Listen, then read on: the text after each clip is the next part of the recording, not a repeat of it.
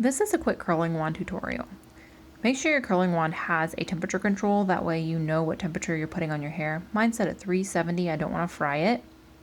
My barrel, it goes from 3/4 inch to 1 1/4 inch, I believe.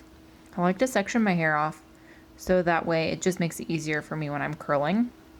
And I start with my bottom section and I start in the back and work my way forwards. Make sure you have all the tangles out, it makes curling so much easier. Also, not having your kids makes it easier too. Use heat spray. This heat protectant spray protects up to 450 degrees Fahrenheit. And it does not coat your hair in silicone. Make sure you find a silicone-free heat protectant. I'm also spraying on a little bit of hairspray just for a little extra hold. My hair is super fine and just needs that little extra grit. Start at the top, where's the bottom of your wand, and then wrap your hair around. I count to 5 and then check to see how warm my hair is by touch. I don't necessarily recommend that.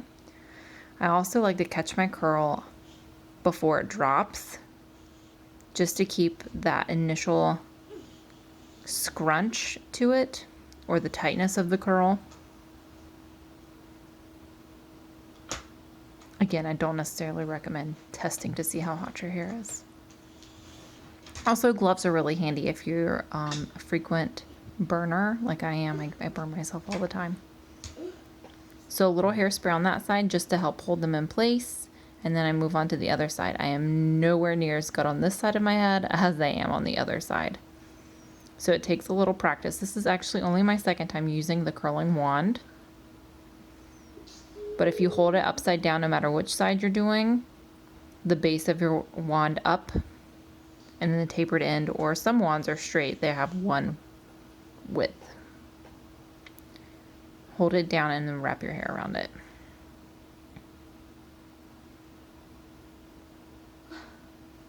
All right, and that finishes my bottom section.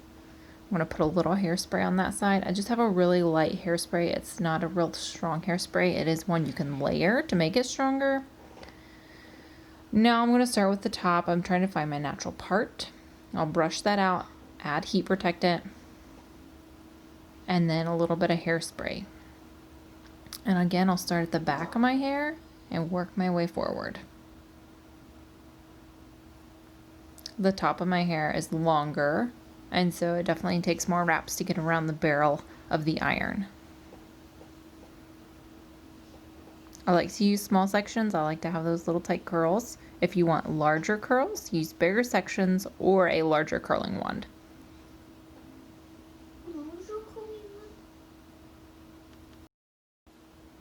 And we're on our last bit of this side, and we'll move on to the other side. It's already sprayed and everything and sectioned off.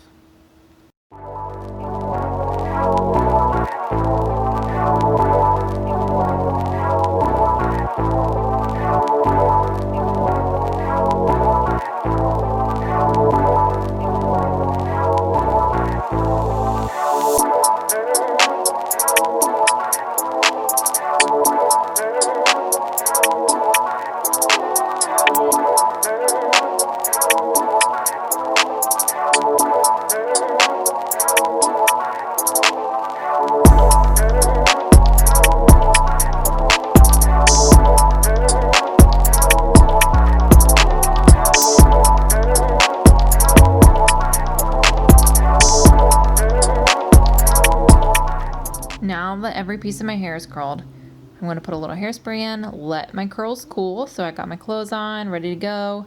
I'm taking a few drops of Rejuvenique oil plus a little bit of the hair taffy, which is like hairspray in a jar, and running it through my curls. I hadn't combed them or brushed them or anything. I hadn't touched them. So this is the initial comb out. You can use a comb if you want them to be softer. If you don't want them to change at all, you can always just scrunch your taffy up into your curls so that way they stay nice and tight. But I definitely wanted to work them out there a little bit. I'm adding a little bit of our Glossy Shine Mist onto my comb and then running it through the bottoms of my curls just to add that extra shine. And that's that. All day curls.